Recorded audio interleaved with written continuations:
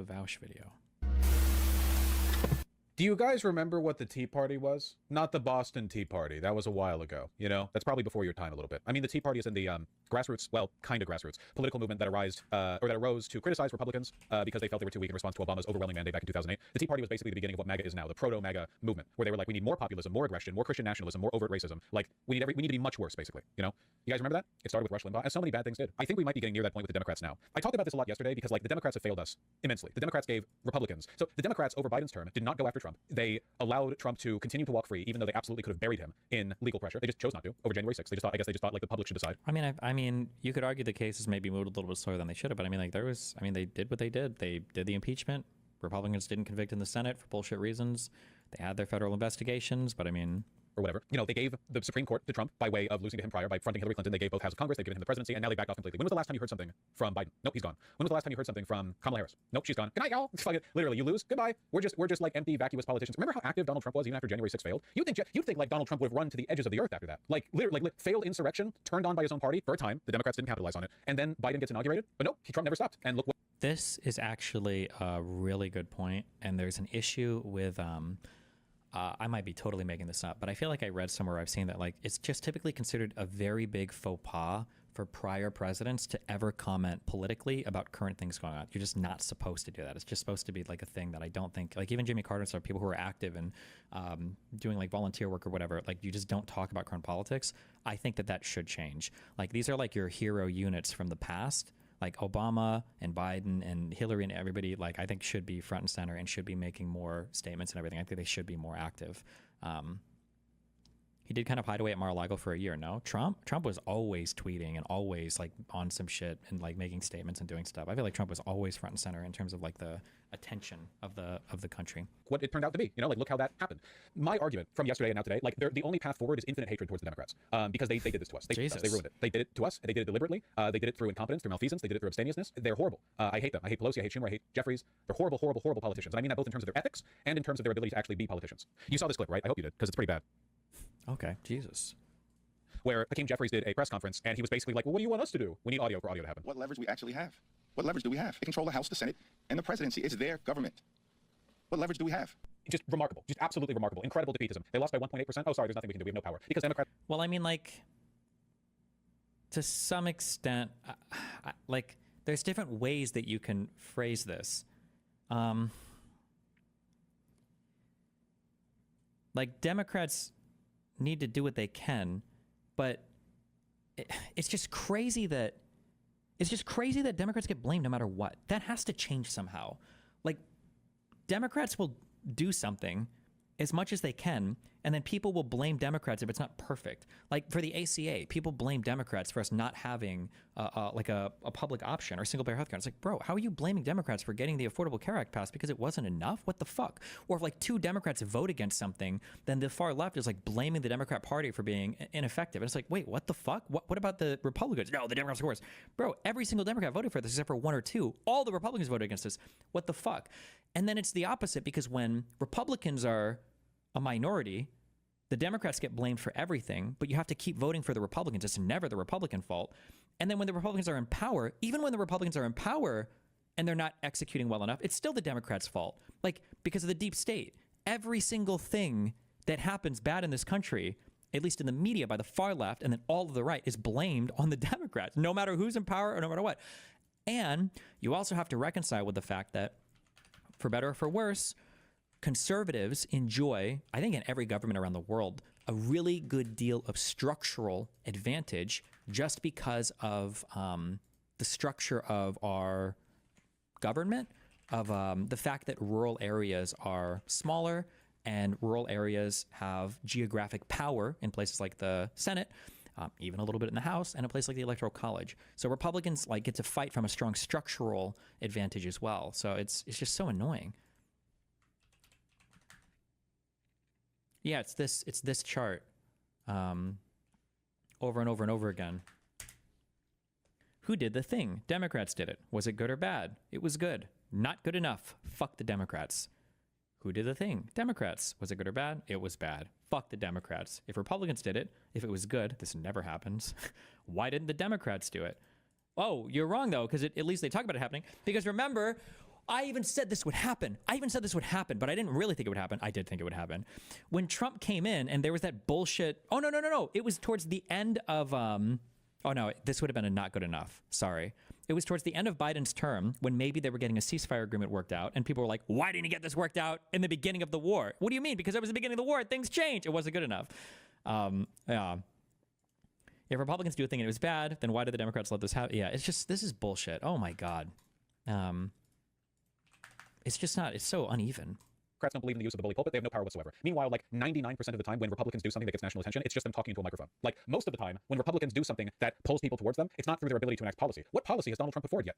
No bill has gone through the House, the Senate. He hasn't signed into law anything except for the partially bipartisan supported Blake and Riley. Is that her name? I forget. I can't remember names. The anti-immigrant, the fascist, Lincoln Riley, thank you, act. That's the only thing that's gone through. He's put forward a bunch of executive orders, but apart from that, most of the attention that Trump gets has always been through his ability to talk into a microphone. If power to change public opinion was built only on control over government, why was Trump so influential from 2021 to 2025? Can somebody explain that to me? I'm begging you. Can somebody explain that to me? He wasn't in power? It's the bully pulpit. It's Trump so influential from 2021 to 2025. Can somebody explain that to me? I'm begging you. Can somebody explain that to me? He wasn't in power? It's the bully pulpit. It's soapboxing. Strict control of the media environment. You can say bully pulpit, but I don't believe the analysis is correct here because it wasn't really the bully pulpit, because I think bully pulpit implies I'm going to primary you and you're not going to win your election if you betray me. But I'm pretty sure all the Trump-backed candidates got annihilated in 2022 and in special elections. It's not like Trump had an effective bully pulpit. Trump was just really good at getting a big fan base of people that eventually followed him. But even in the election, I'm pretty sure down ballot, almost everybody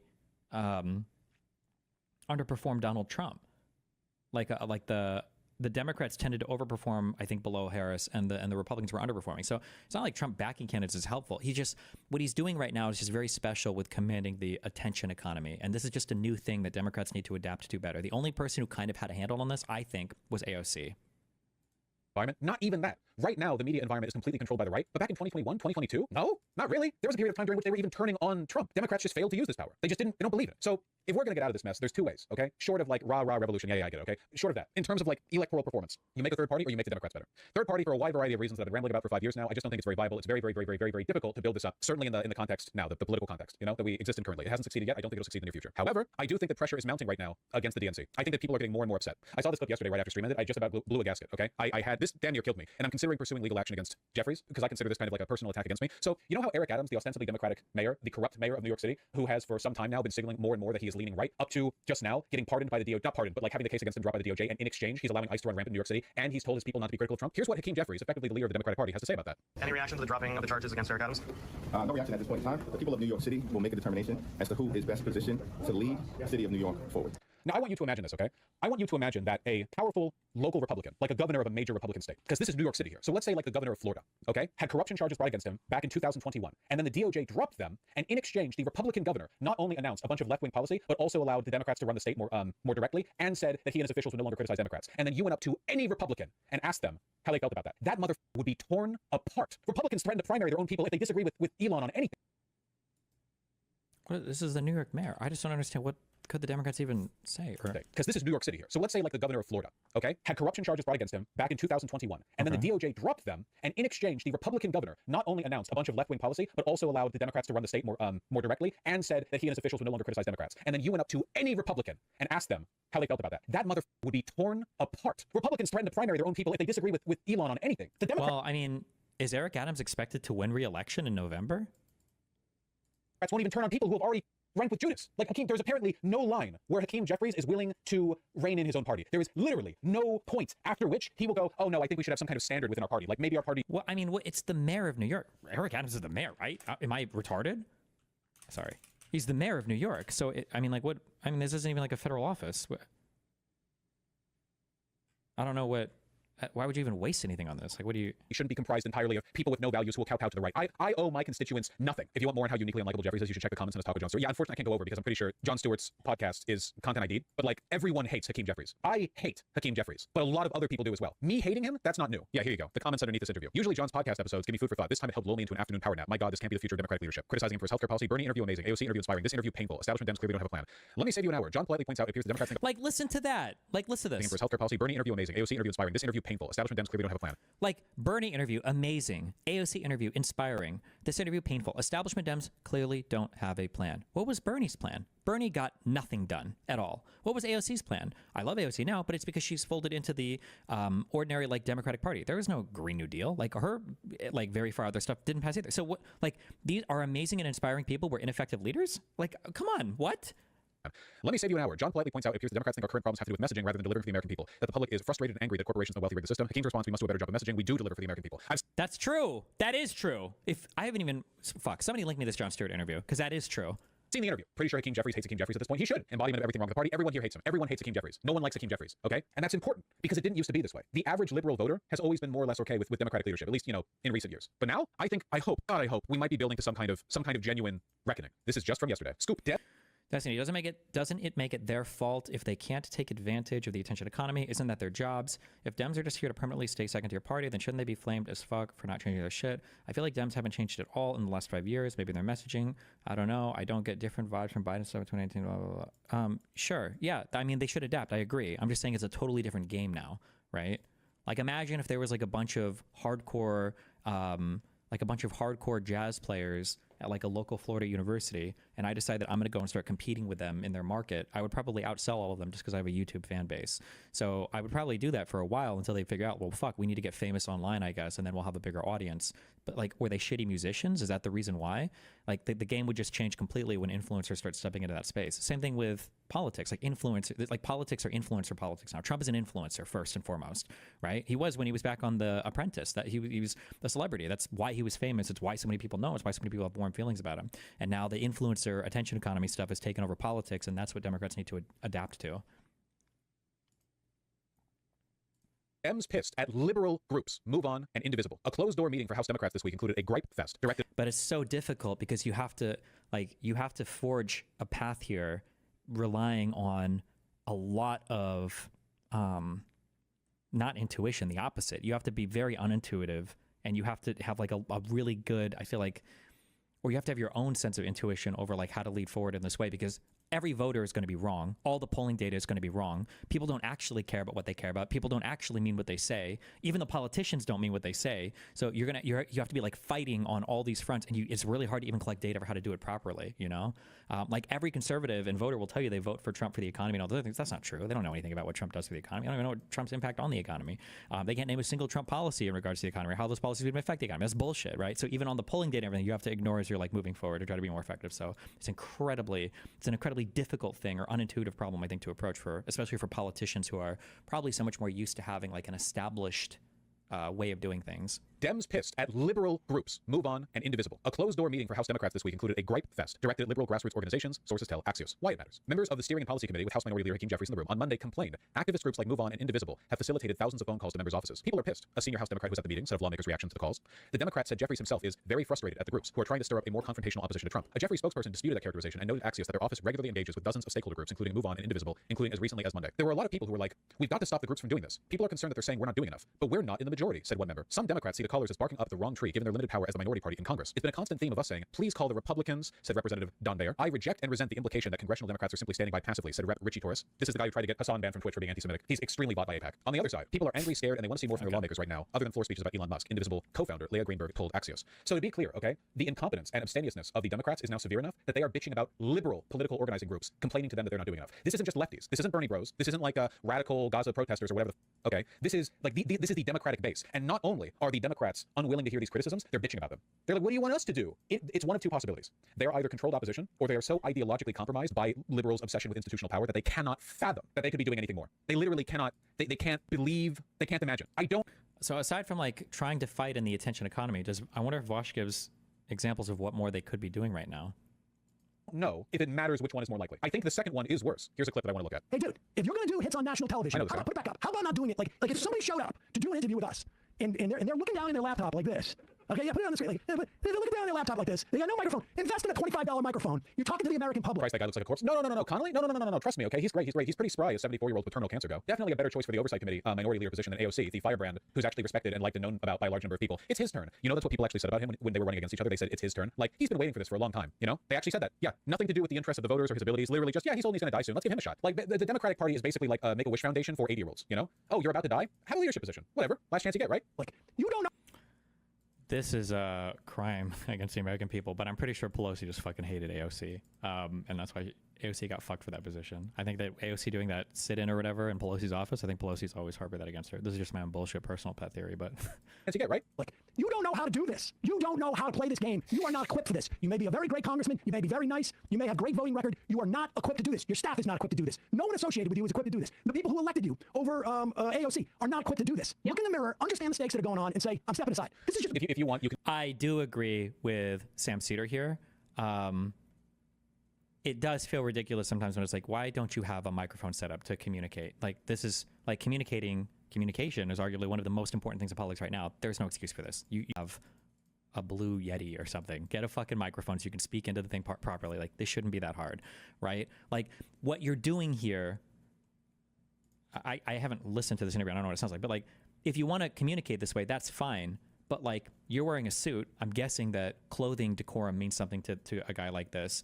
If John Fetterman or somebody like that steps into Congress wearing sweatpants, you would probably, you know, go off on him and you talk about how important it is to show respect for being in Congress and to show respect for your fellow workers, that you would show up in the proper attire and blah, blah, blah, blah, blah. The exact same thing can be said about online presentation as well, right?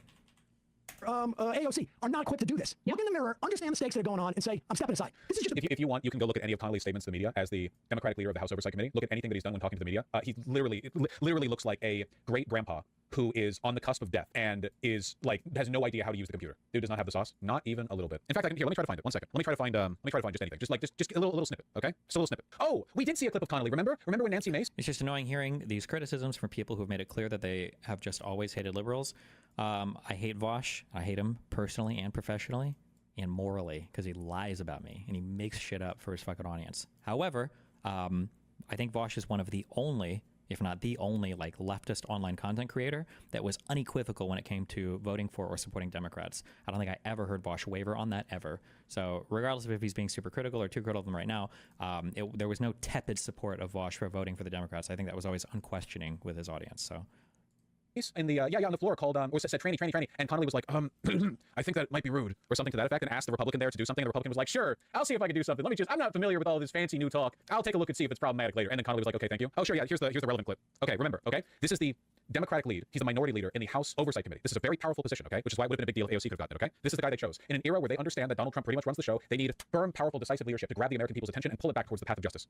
My motion to subpoena him, I thought would have some broader support on the Republican side. It had none. You mentioned that they squashed it, but they had a scramble. They were collecting people and running into that hearing room, and they were able to table the motion on a one-vote majority, 20 to 19.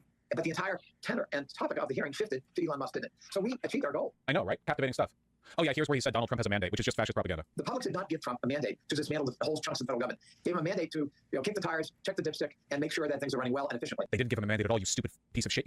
1.8% margin. Okay, well this seems like a petty thing to...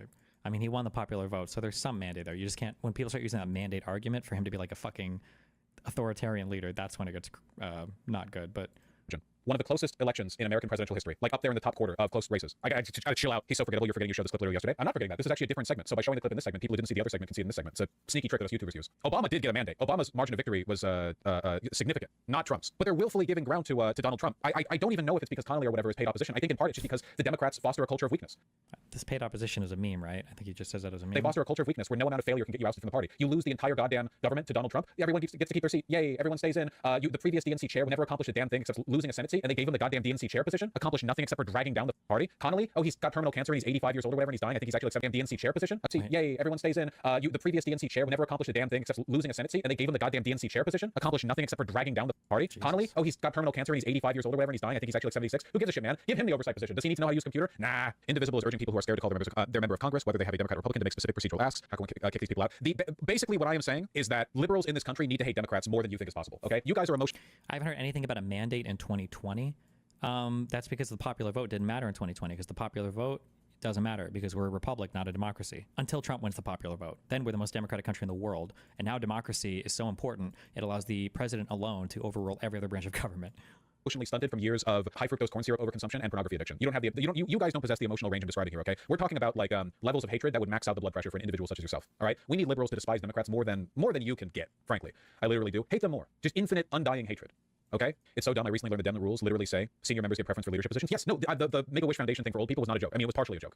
But yeah, no, it's not even a matter of how effective you are as a politician. It's literally like, oh, you're old, you get it now. They don't believe in anything. Republicans don't have the same seniority system. Yeah, because Republicans like to win. We're getting close to a lib uprising. We do need a lib tea party. We need a lib tea party. We genuinely, like, we need liberals in this country to reject the Democrats now. And more energy needs to be directed towards this than the Republicans, by the way. Trust me, there's nothing you can say to Republican politicians that will change them on anything.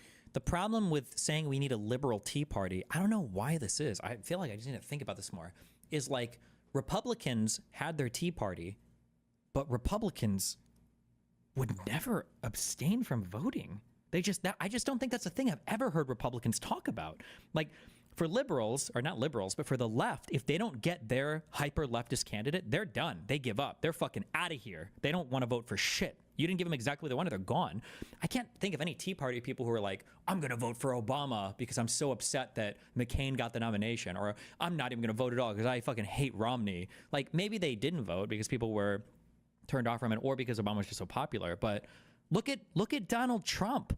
Donald Trump was a insanely divisive people forget this, and MAGA will lie to you because I want to rewrite history, but Donald Trump was an insanely divisive candidate all up until he literally won the election.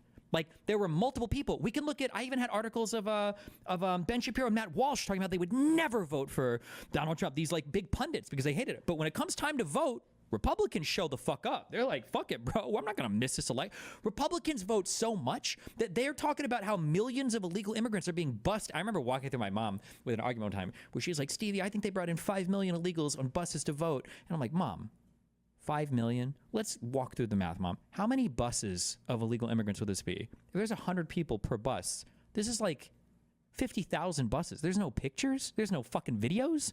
Wouldn't there be photographic and video evidence all over the United States if millions of illegal immigrants were being bussed in to vote, Mom? Stevie, they did it at night. It would always be the most ridiculous excuses.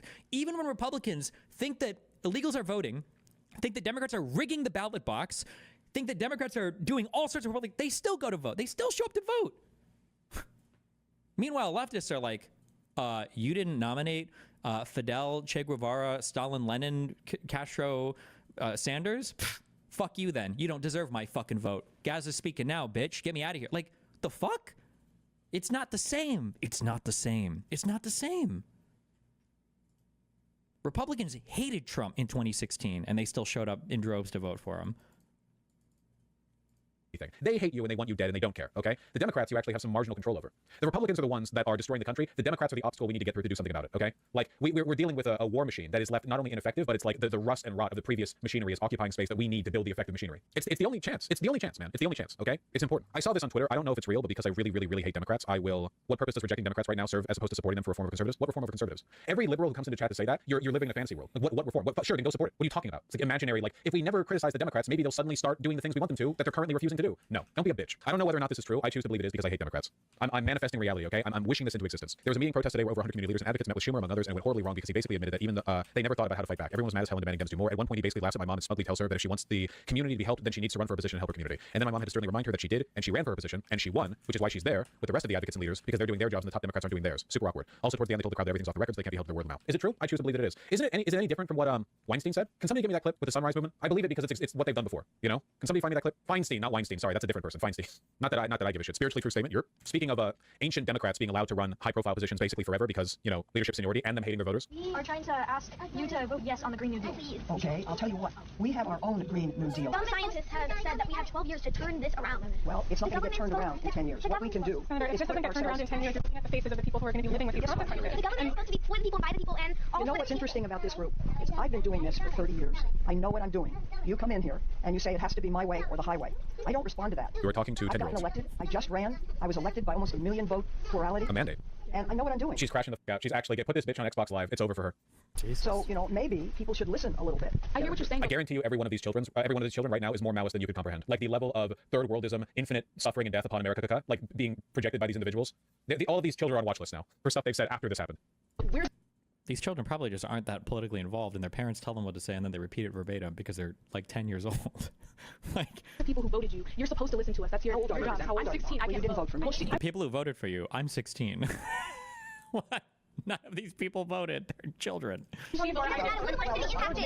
It doesn't matter. We're going to be the ones that are impacted. I understand that. I have 7 grandchildren. I understand it very well. Senator, the cost of not taking this action is far higher than the cost. This is one of the reasons why I've said I don't think the Democrats are just bought, because I think that if she was merely bought, she would be aware enough of what this sounds like that she wouldn't be saying stuff like this, which was, by the way, met with widespread criticism. I genuinely think like it's an ideological thing. Like being bought is part of it, I guess, but I really think the main part of it is just like they really are just ancient, arrogant, out of touch coastal elites. Like the Democrats hate their constituency, Republicans fear them, you know, because like Republicans will do or say anything to try to stay in line with the wishes of their constituency, and Democrats just despise you for interrupting them. How is this any different from what happened yesterday with the Axios report, where Jeffries is like, why the fuck are all these guys calling us and telling us to do something? We can't do anything.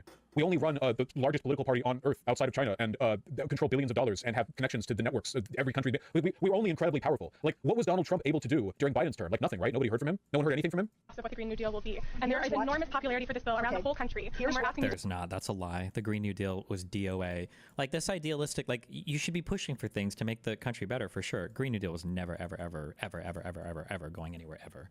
How many signatures or supporters did that even get in the House? Like, be brave and do this for us and for your grandchildren.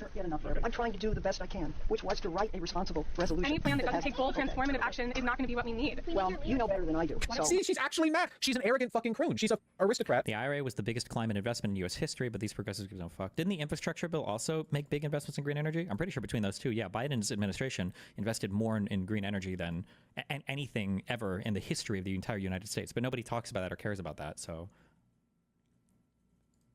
Who's angry at the audacity of these constituents, not voters, I guess, but constituents. How dare they question her? Like, she's angry at that. It's not just her being bought. It's not just her being like, well, they paid me to not support the Green New Deal. The oil companies paid me or whatever. Like, she just hates them. She despises them. I think one day you should run for the Senate. And then you do it your way. In the meantime, I just won a big election. Oh my God, what was that big poster that she... that this... You should run for the Senate. And then you do it your way. In the meantime, Oh God. I just won a big election.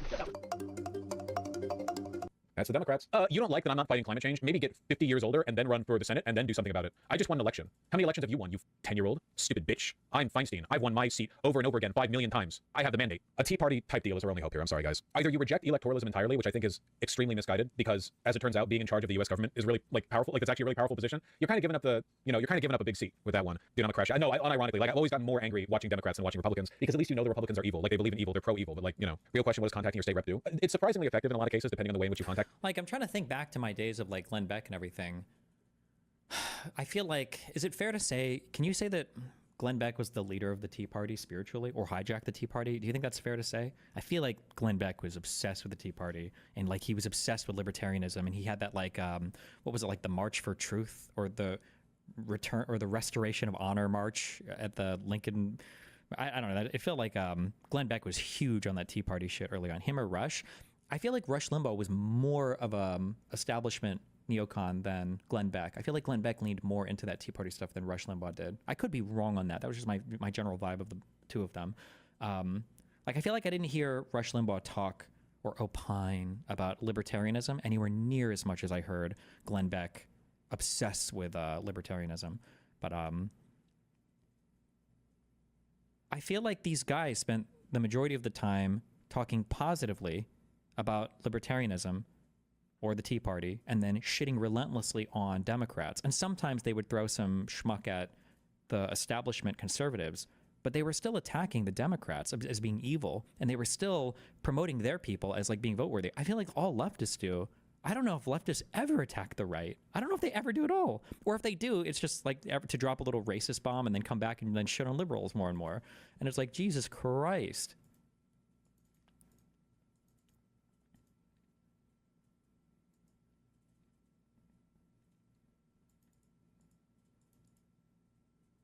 Them. But I think that a lot of Democrats legitimately don't understand that they are hated and despised by their own voter base. They need to know. Like, and this is my call to action. If you are an American, you should be contacting your local representative with phone calls or with written letters. Emails are less effective, but if you have to, you have to. And you should say, like, I'm disgusted by your lack of action. Can you please pressure Schumer and Jeffries to do more? I'm not going to give you a prompt. Type it up yourself, okay? But like they need to understand how hated they are. Send them, I hate you, I hate you, I hate you, I hate you, I hate you, I hate you, I hate you. Essentially like that. Use colorful language. No, don't actually just send them a bunch of swears or whatever. Does anyone remember how Destiny felt about Yang? I don't like Yang. I don't think I've ever liked Yang. My rep is Republican. Yeah, if your rep is Republican, tell them you hate Jeffries, okay? I'm sure that'll achieve the goal you're looking to achieve.